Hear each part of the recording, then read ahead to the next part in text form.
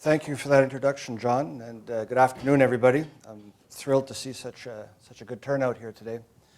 Can you hear me all right? Okay, good. So I want to thank you for the invitation. Thank you for showing up, and it's particularly an honor for me to participate in the first full day of your annual conference. Donc, bonjour, merci d'être là aujourd'hui. C'est pour moi un grand honneur d'être parmi vous aujourd'hui pour votre première journée de votre conférence annuelle. So I do feel privileged to be part of your conference. I know that you've all come here to be together to discuss building and strengthening communities. And as the largest regional conference east of Toronto, you've attracted a big and wonderful group of like-minded people. And I thought I wouldn't need these, but I think I might. So building and strengthening communities, as you know, is not done alone. It requires coordination and partnership. Partnership between local government, business, and community leaders. And there are challenges that you will no doubt face along the way. As you all know, development in a city of 100,000 looks a lot different than it does in a town of 3,000. Planning and growing an urban community is vastly different than planning and growing a rural community. But you're here to take on those challenges together, bringing expertise from multiple areas and ensuring that you're building a strong future, both in terms of your community partnership and your economies. Now, part of making a municipality stronger is to make sure that it has strong, accountable leadership from the top down, and a way for citizens to ensure that their municipal officials and staff are conducting themselves in the best interests of the community. And I'm sure that the citizens you serve would agree that preserving and reinforcing the foundations of democratic government, namely transparency and accountability, are just as important as updating infrastructure or boosting the economy. At my office, we took on the task of overseeing governance provided by Ontario's 444 municipalities on January the 1st. And I'm here today to assure you that our end goal, which is a fair and accountable public sector, is the same as yours. Now, our work is not just about handling complaints. It's aimed at improving governance. We do take complaints about municipal issues, and when we resolve those complaints, our aim is to improve the processes and procedures that led them to our office, ultimately creating a stronger and more sustainable local government. Donc, notre travail vise à améliorer la gouvernance. And what I want to explain today is that the way we handle complaints is very important. I can't emphasize enough that we are impartial. We do not advocate for complainants, and we adopt the age-old adage that it doesn't matter how thin you make the pancakes, there are two sides. Nous prenons les plaintes sur les problèmes municipaux, et alors que nous nous enfonçons de les régler, notre objectif est d'améliorer les processus et les procédures qui les ont causés, pour avoir en fin de compte un gouvernement local plus fort et plus durable. So, as I said earlier, our role is to do more than just handle complaints. We seek to build productive, appropriate, and collaborative relationships with all stakeholders to enhance communications, resolve issues, promote fairness, and ultimately enhance governance. Now, I noticed that there's another breakout session next door called Top-Tier Collaboration. I think what you could call the theme of my speech is multiple-tier collaboration. And that's what I'm here to explain today. Because I want to explain the role and approach that our office takes and suggest what you can do as municipal leaders to make sure that your complaint procedures are robust and effective. And I want to share today a bit of our work with you and what to expect if and when we do contact you. And I want to emphasize that our work is not about naming, blaming, and shaming. It's about finding solutions to problems. And we approach that in a collaborative fashion. So first, let me tell you a little bit about our office. I know that some of you may be familiar with us because of our role as closed meeting investigator. Our office has been the investigator for approximately half of Ontario's municipalities since 2008. And this has given our staff valuable experience with municipalities And it's helped us understand that you're all different in your own way. Now, it's allowed us to help citizens with hundreds of complaints and help councils ensure that their meeting practices are open, transparent, and consistent with the law. Now, unfortunately, I know that's also led to a lot of confusion and concern because it cast the Ombudsman's office in an enforcement role. And for many people, this created the mistaken belief that our role was to police councils, which is not at all what we do.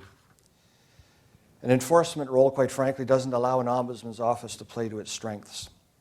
What an ombudsman's office normally does, and what ours excels at, is resolve most complaints informally.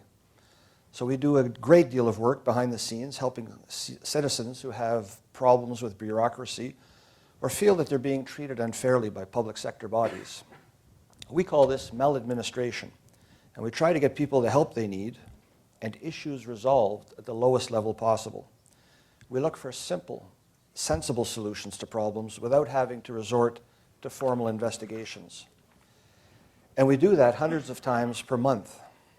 That very important and successful work does not get much fanfare. But we do have many examples of our individual success stories, which we share in our annual reports, on our website, on social media, and in our monthly newsletters. And we've already shared several of these stories about municipalities, and there will be a lot more good stories to come. And this is the kind of work that our office has done for more than 40 years at the provincial level. I think it's helpful to have that historical perspective. I know that from the municipal vantage point, it may have seemed that the expansion of our mandate came quickly, but it's actually something that goes back to the inception of our office. The very first ombudsman, Arthur Maloney, opened his office in 1975, and right away he noticed that he was receiving hundreds of complaints that were not about the Ontario provincial government, they were about municipalities, the level of government closest to the people. Unfortunately, the Ombudsman Act did not allow Mr. Maloney to help these people. As complaints mounted, he called for the Act to be amended. And finally it was, but not until 2014. Now, the good news about this long incubation period is that the Ombudsman's office has had 40 years to demonstrate its value to citizens in improving provincial government services. Now, that's 40 years of what Mr. Maloney called humanizing government. 40 years of developing relationships with senior public service throughout the provincial bureaucracy, right up to deputy ministers and cabinet ministers. Now, I can tell you about one particular case that illustrates the coordination between municipalities and other organizations, which is necessary to strengthen communities. After narrowly escaping being hit by a train near her home, a woman in rural Ontario requested that an automatic signal be installed at the crossing to prevent future accidents. Both the municipality and the Ontario Northland Transportation Commission initially refused to pay for the work. Now, the commission that owned the track advised our office that it would not object to the installation of the signal at the municipality's expense. On the other hand, the municipality that owned the road believed that it was up to the commission to foot the bill. When we looked into the matter, we found that the ownership of the crossing had been in dispute for over 50 years. But after some shuttle diplomacy by our office, the commission offered to share the cost of the new signal, and the municipality agreed to this proposal. So that kind of collaboration between the municipality and the commission is just one example that shows the benefits of cooperation and collaboration to improve services for the community and local business. And that example of our intervention exemplifies the type of work that we do day in and day out. Now, occasionally in various areas of jurisdiction, we do come across issues that have not been resolved and that warrant a formal investigation.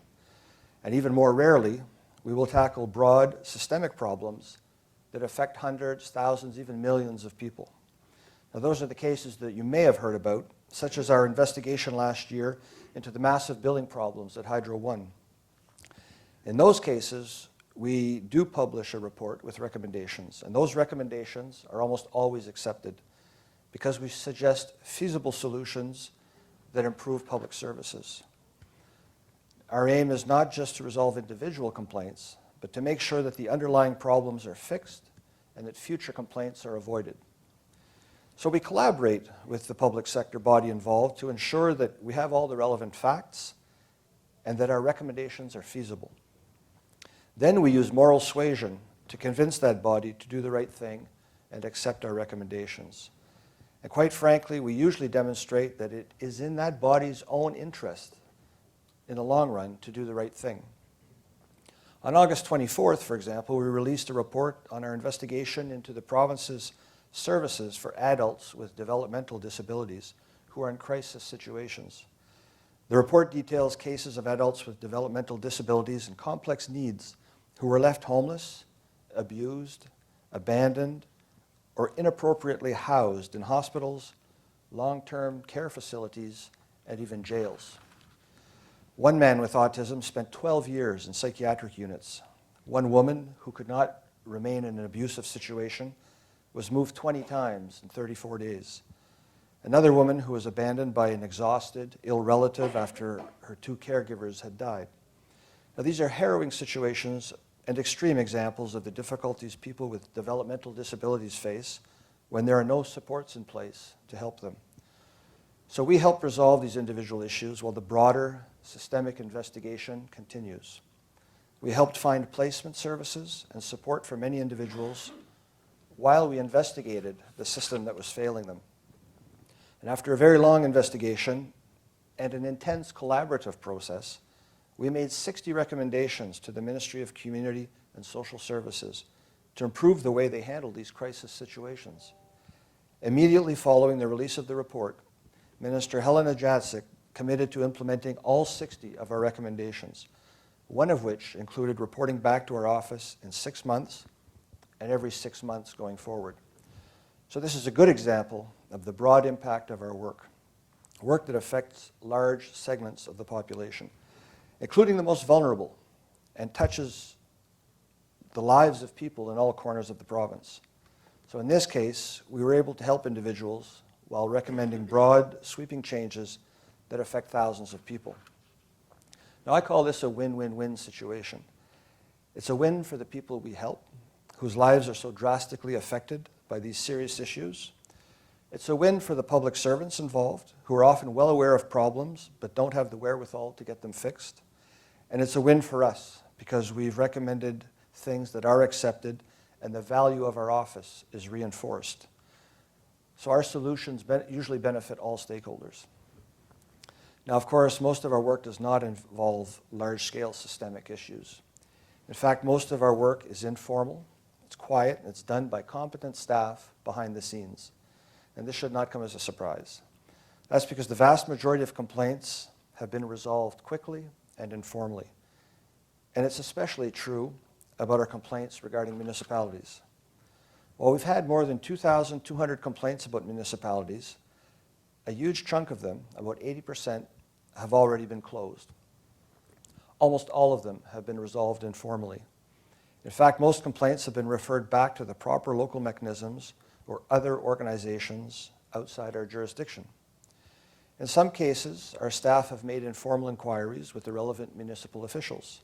Most of the time, they're able to resolve problems to everyone's satisfaction without the need for a formal investigation. And how many formal investigations have we launched? As of today, 2. What are people complaining about with respect to municipalities, you wonder? Well, you could probably guess. In the winter, it was snow removal. No surprises there. And now it's water and sewage and garbage collection. Ontario Works, housing programs, and of course bylaw enforcement amount to a lot of complaints, as does customer service in general. And I'd like to share with you a look into what people are complaining about a little bit more deeply. Because we track complaints, and we track complaint trends and patterns, which helps us see the broad picture and determine if there are common issues across municipalities. About 30% of municipal complaints that we received were about councils or committees. These were often referred to local accountability officers, such as integrity commissioners or other similar bodies. And I can tell you that even before we had jurisdiction over municipalities, we've been encouraging municipalities to develop codes of conduct and to appoint local accountability officers. I'll say more about that in a moment. We also see complaints about bylaws and bylaw enforcement. Sewer and hydro are common complaints as well, as are infrastructure and social services like Ontario Works. But what is important is that the majority of these complaints are solved informally without the need for an investigation. And we have many good examples of informal resolutions already. Recently, one of our staff helped a 16-year-old homeless youth get Ontario Works funding after it was initially denied at the local level. And in February, we helped a man sort out a long-standing problem with snow removal on the sidewalk in front of his home. It took only a few phone calls from our staff to determine that his property had inadvertently been removed from the snow removal crew's route. However, the most common topic of complaints so far has been municipal councils themselves. This category includes complaints about council members and their conduct, policies and decisions of council, which generally we don't look into, as well as communications and conflict of interest. And as with all other complaints that we receive, the first thing we do is determine if it can be solved locally. We operate on the premise that local problems are best solved locally. Comme pour toutes les plaintes que nous recevons, la première chose que nous faisons dès la réception d'une plainte est de déterminer si elle peut être réglée localement. So this is where you can ask yourselves, what can our municipality do to make sure that we're able to help the people in our community? Do we have a process for handling local complaints? Do you have a code of conduct? Better yet, do you have a local accountability officer, like an integrity commissioner, or an ombudsman, or both? All of this will make your municipality more accountable, more open, and ultimately a stronger and better government for the people that you serve. And the more faith that citizens have in the transparency and accountability of local government, the more they will accept and support the decisions of local government.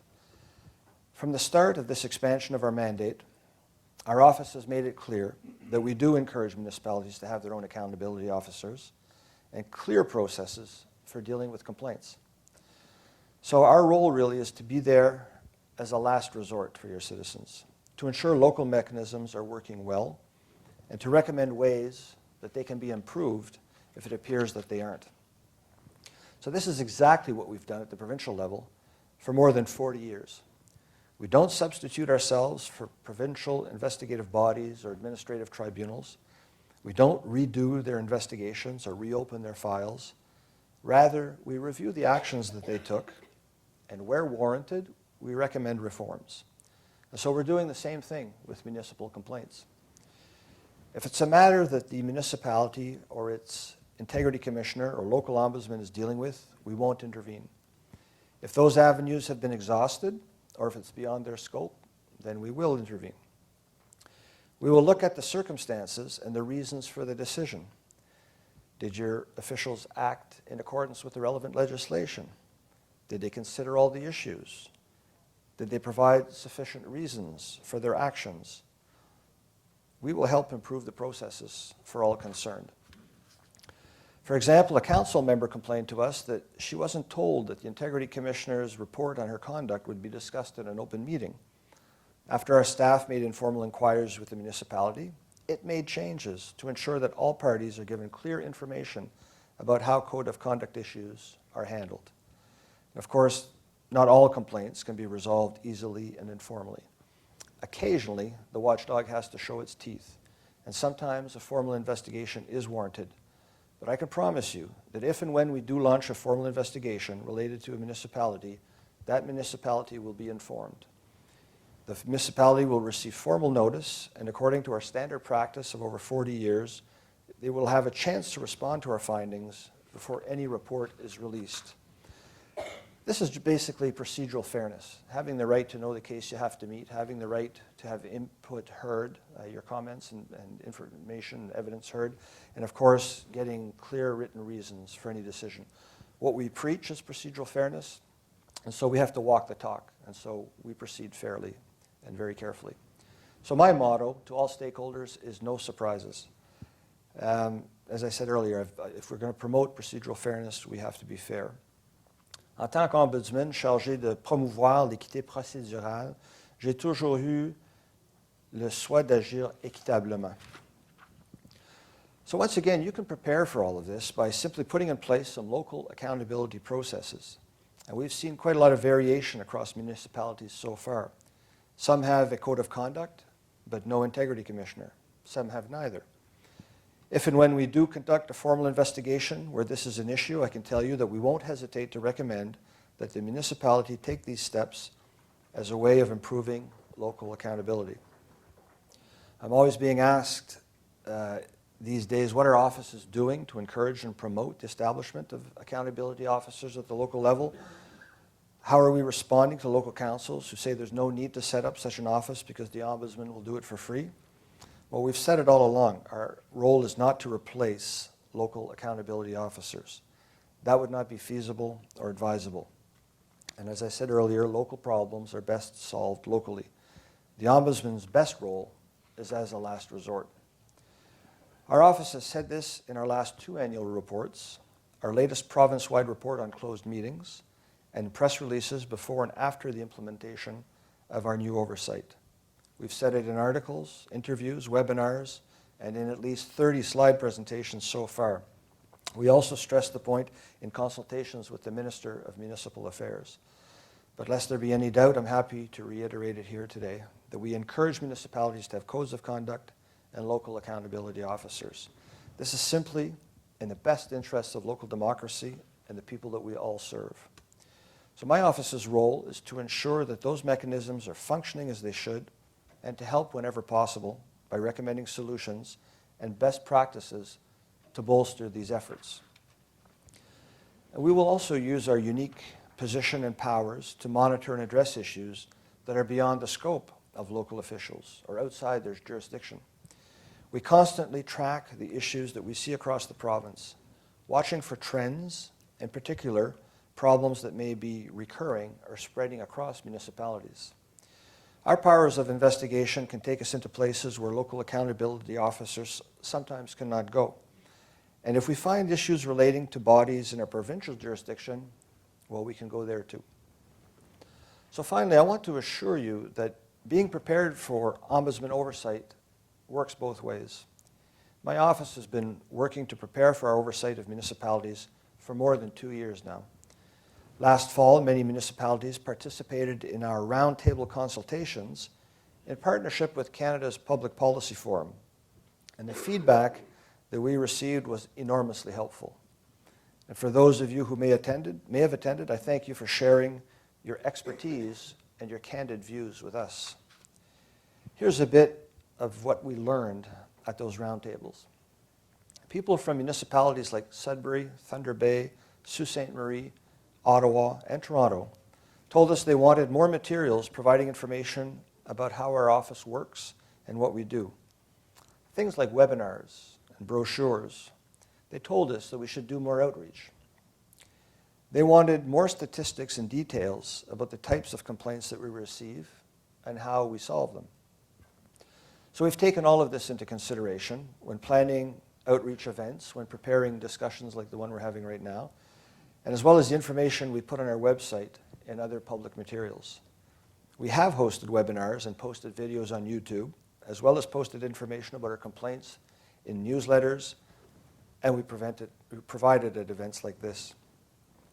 And I've also made it a priority to meet and speak to as many stakeholders in our new jurisdiction as I can.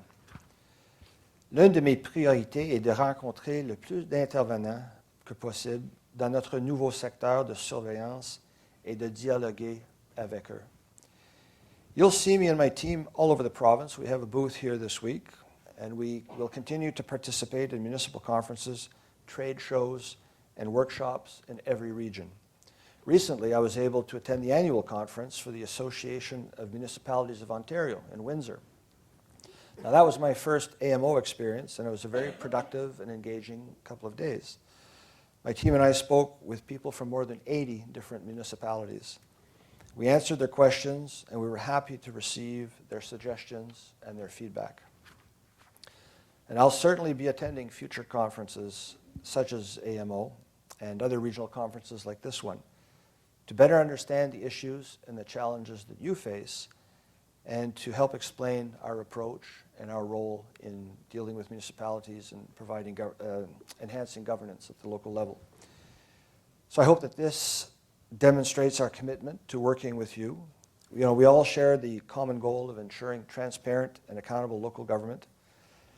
J'espère que tout ceci montre à quel point nous sommes préparés et engagés pour cette nouvelle responsabilité, ainsi que notre engagement à travailler avec vous.